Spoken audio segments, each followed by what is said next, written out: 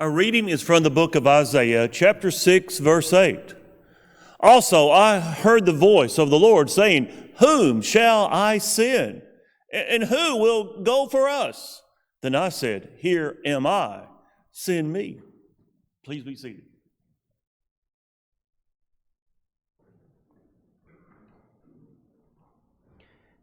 If you would like to open your Bible to the book of Isaiah, we're going to get to chapter 6 here momentarily, but I hope you have gotten a piece of paper that looks eerily similar to this. If not, they're found there back on the little silver podium. You're more than welcome to any of them or all of them. If you didn't get one, I'll sell you this copy.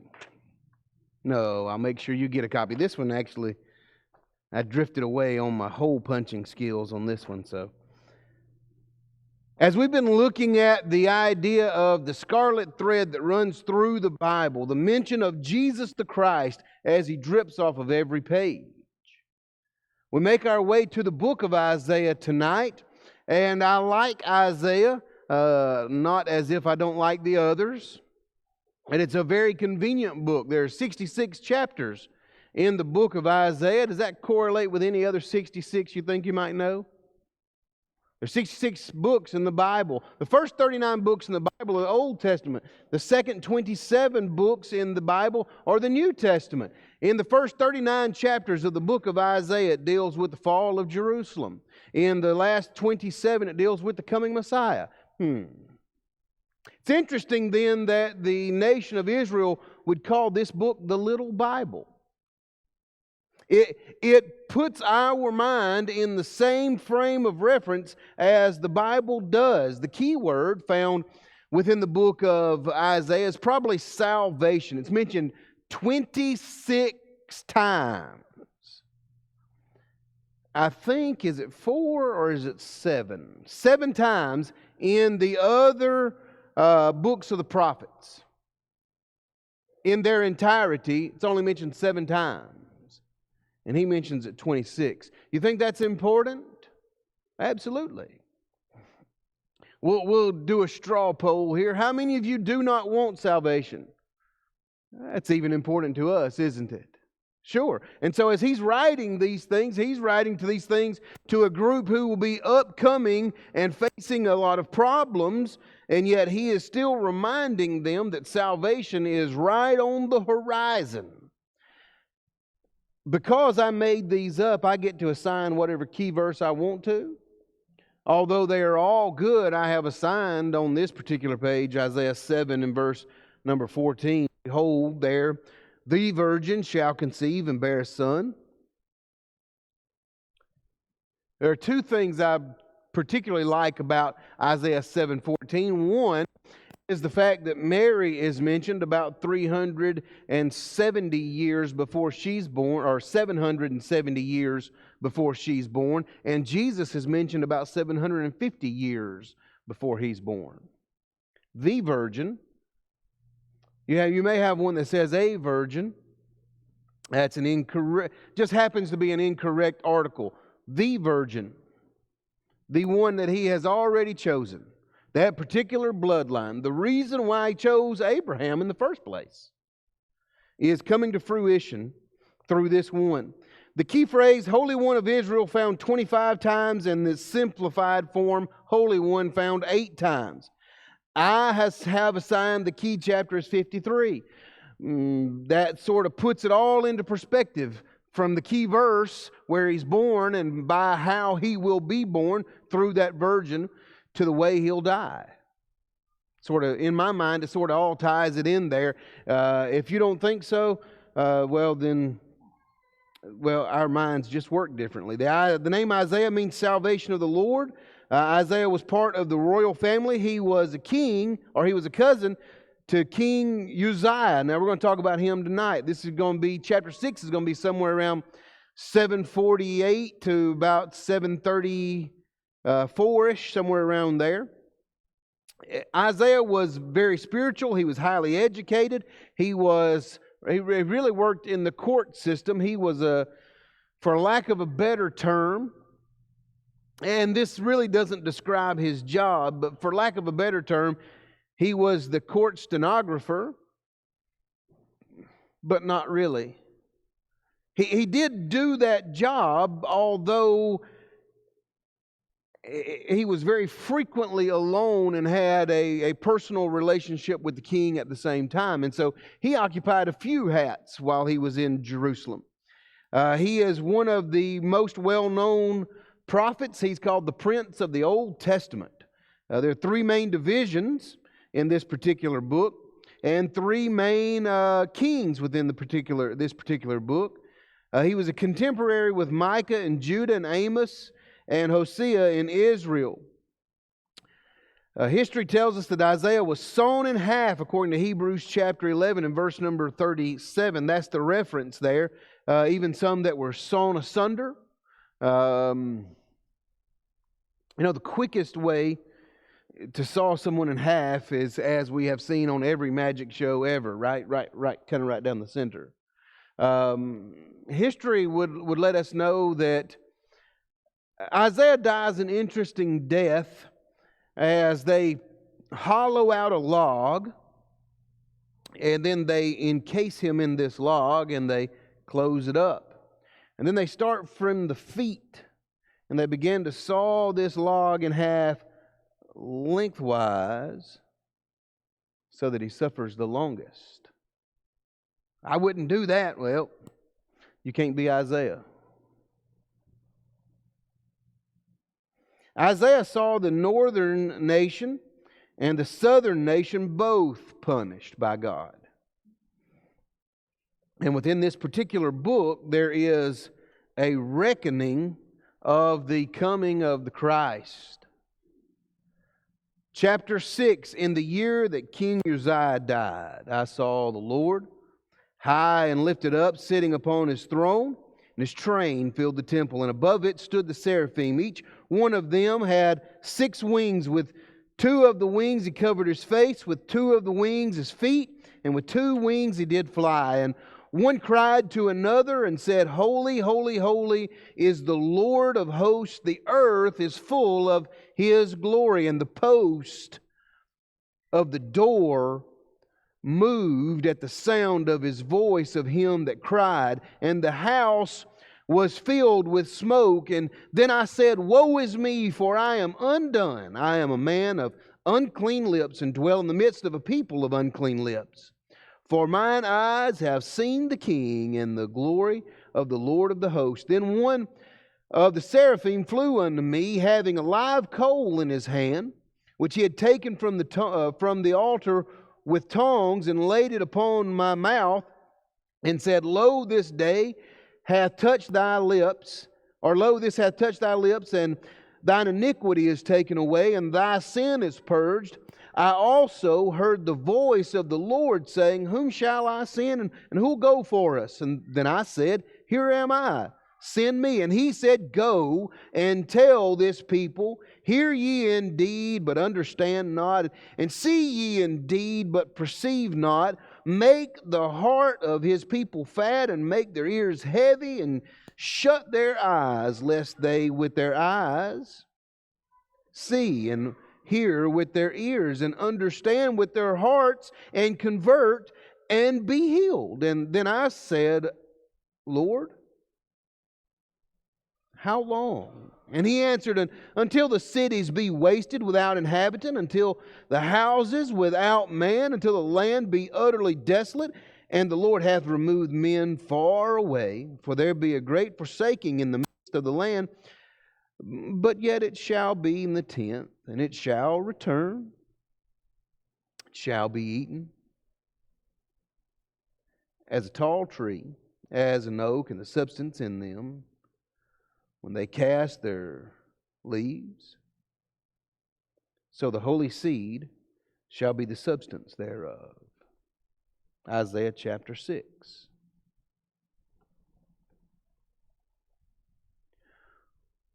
What in the world did we just read?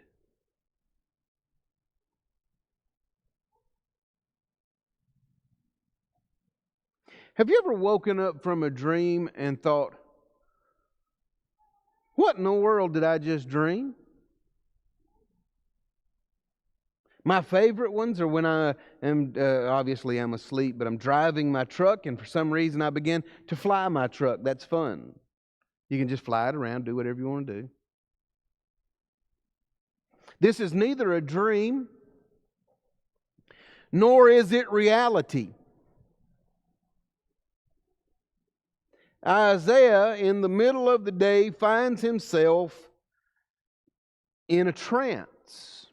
Now, let's think in perspective of what's the difference between a dream and a trance. Here, biblically speaking, one is when you're asleep and one is when you ain't. Okay, so he's not been asleep, but he begins to see this vision as if he's in a dream. And what he sees is the year when his cousin passes away. King Uzziah dies around 740-ish is when he dies. And he gives us that perspective, I think, because he's going to show us a greater king. He's going to show us a more profitable king in this chapter. He's going to literally pull back the curtain for a moment and allow mankind, for as much as God will place within this chapter and really within a small section of this chapter, He's going to let us see the throne room.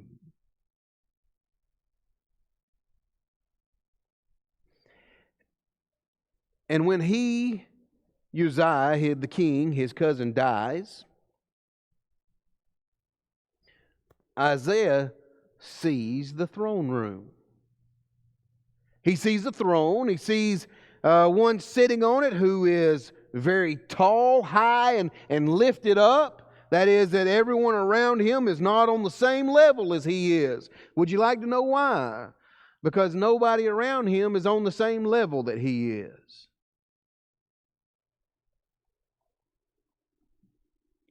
High and lifted up, and the clothing that he wears wraps around the throne and then encircles the room. Have you ever seen anything like that? You have, you probably just don't realize it.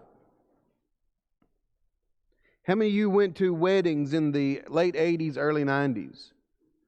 If you have, what you realize is the fad of the day was, if I can make this train on the back of this bride's dress go from this point to just beyond Little Rock, that'll be good enough.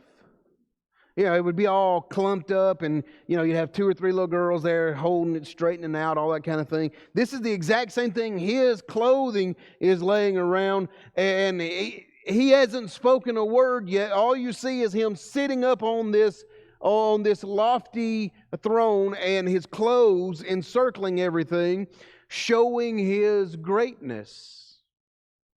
And if that were not enough,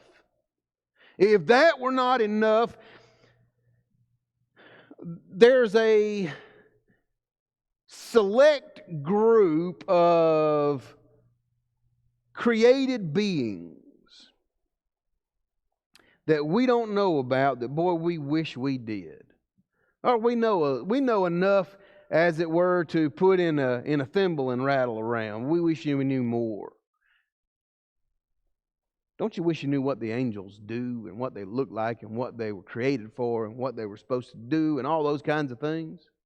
Here's a group you can find out exactly their job. The only time they're mentioned with a job is found right here in Isaiah chapter 6. And these seraphim have 6 wings. Now this is,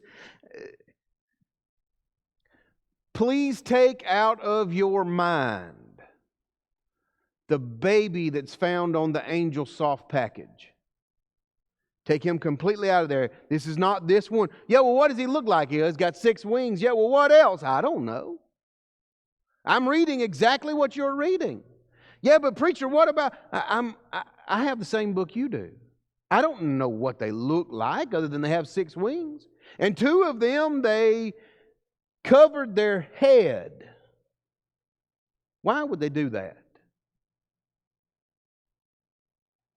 sign of reverence toward the one they are flying over. They're covering their face as if to say, I'm not worthy to look upon that. I'm imagining, I have to imagine right here, but I'm imagining in my mind that these wings are feathered like any other set of wings I would see, and I would assume he is covering his face, and as he does, he's covering over his head in the same fashion, as if to say, I'm not even worthy to look upon the one who's sitting on this throne.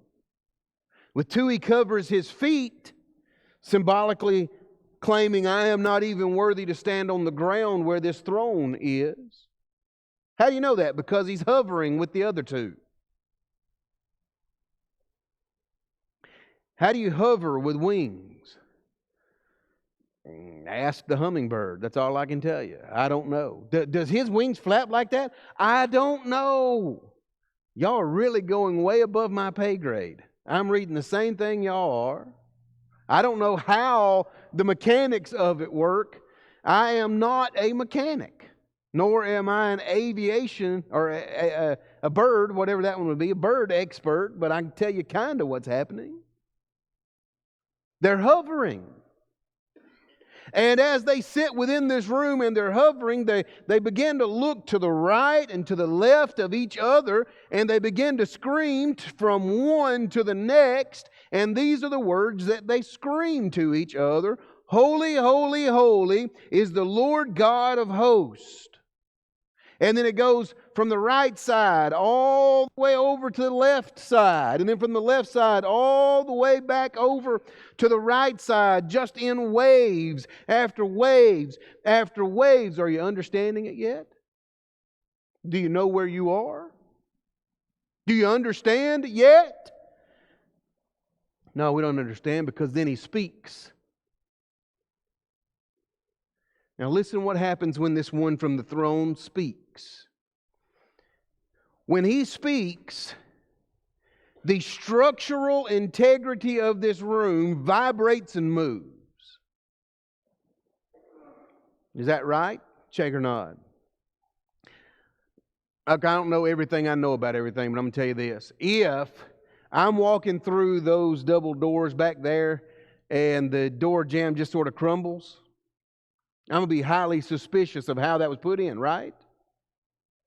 What if I speak here and they just sort of shift a little bit? Wouldn't that be neat?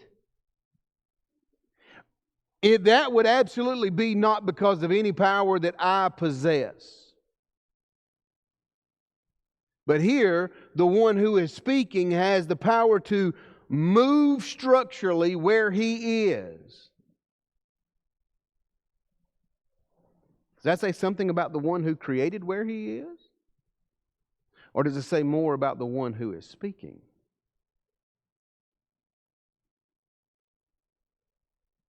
When he speaks, the doorposts move. Now notice this. And somehow, this room where he is fills with smoke. Somehow that happens. Are you buying yet that this is not reality? That this is some sort of trance that he's in? Let me show you how I know that. Let's skip a little bit and we're going to come back. And let me show you how I know that. Look at verse number 6. Here comes one of the seraphim as they stopped yelling apparently. And he comes over to a burning an altar area, and he grabs a white hot piece of charcoal and he puts it on the lips of Isaiah and says to Isaiah, I have put this on your lips.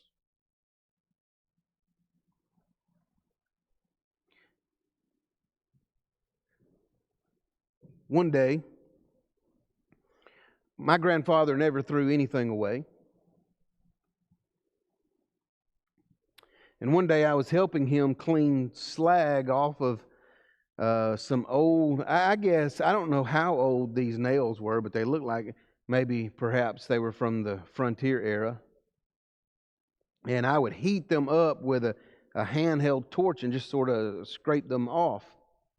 and I was reaching over that to get another nail, and my forearm touched that hot nozzle. And my grandfather said, "What are you doing now? You have touched that hot nozzle." Or I went like this. Ah! Now, which one do you think it was? Why did that angel have to tell Isaiah he touched him in the mouth with a hot coal? Because it's not based in reality. He's learning a lesson, but he's not learning it from reality. He said, "Oh, I've touched you, and now the sin of your lips are clean. We've purified those things. We've burned those away."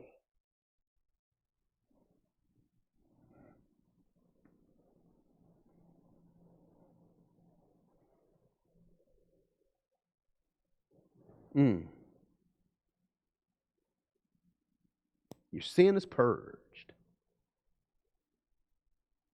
Well, then why doesn't the angels today just reach down here with a coal from the altar of God and just burn our hearts, metaphorically speaking, and then our sins would be purged? It's a great idea. You know what the problem with that is? Genesis chapter 9. Now you're looking at me crazy. What happens in Genesis chapter 6, 7, and 8? There's a big old flood, isn't there? How many people survive? 8. God essentially wipes sin off of the earth, right? The problem is found in Genesis chapter 9. Noah ushered it back in. Why in the world do we think if God were to send that angel down here and he were to touch my heart with that white burning coal, that would make the difference? His son won't make the difference? There are only 2 real points to this lesson, and those 2 points are found in verse number 3 and in verse number 8. So we'll start with verse number 3. After that place fills with smoke, Isaiah says these words, "Woe is me! I am undone," or unclean. "I am a man of unclean lips, and I live in the middle of a people with unclean lips." Now here's lesson number 1. If you write in your Bible, here's the place to underscore. If you highlight, here we go. For mine eyes have seen the King, the Lord of hosts.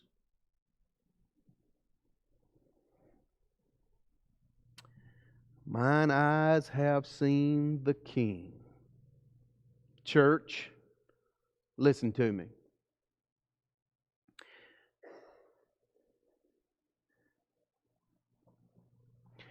There's not any kind of youth program, middle age program, older age program, ladies' day, men's retreat. There's nothing along those lines that is going to make the church grow. The church will grow when we see the King in His glory. When we see the Lord sitting on that throne the way Isaiah did, and that's the only way it has ever grown.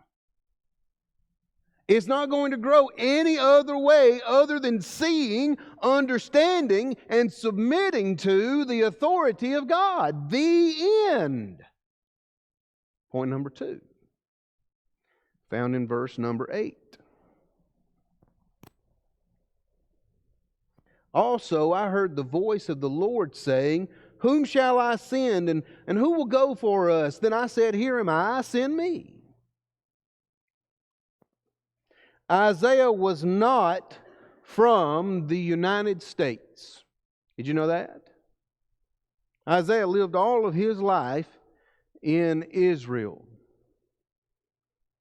So Isaiah has not grown up with the idea that was planted some 40 or 50 years ago that we are now reaping the fruit from those trees. The ideas that were planted within the church some 40 or 50 years ago began with this statement this way.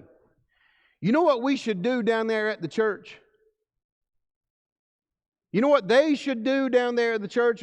Or look, think about those guys down there. What if we did? What if...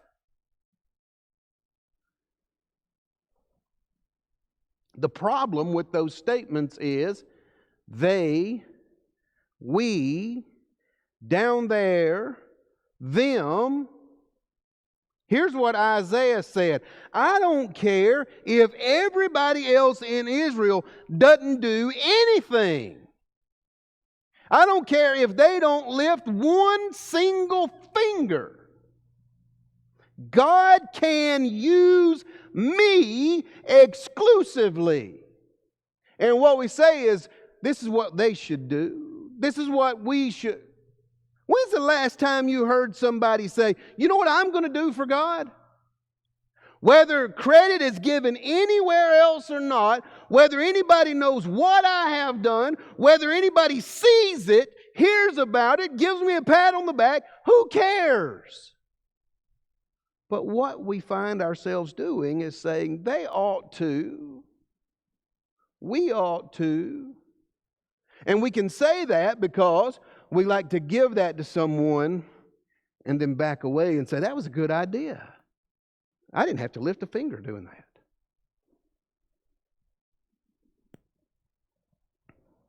Now, I'm going to tell you something, and you can believe it or not, it's up to you.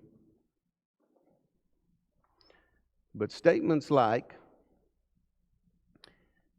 we ought to do this or they ought to do that without making those things personal and trying to grow God's kingdom every other way with the exception of the way God has provided will do two things. It'll work us to death here and send us to hell there. That's what it's going to do. You want the church to grow? Show them Jesus. You want the church to grow? You show them Jesus. It's your task, church. That would include the member of the church who has the privilege to stand here. It's your task. If they don't know, that's our fault. If they don't know, that's my fault. It's not going to grow with programs, and it's not going to grow with other people doing it. And unfortunately, for most, that is the state of even the New Testament church found even today. But there's good news. There's always good news. God is the source of good news. The good news is this: it doesn't have to be that way. It doesn't have to stay that way. There's no sense in which we cannot say individually, you know what? Isaiah's right. I'm going to change and I'm going to begin to do what I'm supposed to do even if no one else does.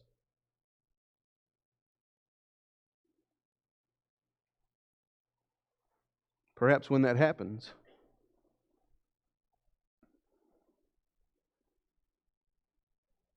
we don't miss 2/3 of the people in the evening. Perhaps when that happens, we want a few more on Wednesday. When I see the Lord and I understand His authority, there's There's not a thing one in this world that would keep me from gathering with the saints. When I understand who He is and then who I am. When I understand that He was the sacrifice, that one that Isaiah was seeing on that throne, He's the sacrifice. It's just 750 years before you find Him on the cross. There He is. He's right there. Still in that position of authority, even 750 years before He's on the cross. Would you listen to Him 2,000 years after? He holds the same authority He did before time existed and that He'll hold throughout eternity. Would you listen to Him? When He says, hear me, would you hear Him? When He says, believe me, would you believe Him? You don't have to believe in me ever. Would you believe in Him? Would you repent of your sin? Would you change the way you think about sin? And let that change your actions? Would you confess that He is the Lord? The one that's high and lifted up? Would you be baptized into His family? Preacher, I've already done those things. Do you wake up every day saying, here am I, send me? All right, church, yes or no, do you? If not, it's time to change. It's time to change right now while we stand and sing for your encouragement. Would you be free from the burden?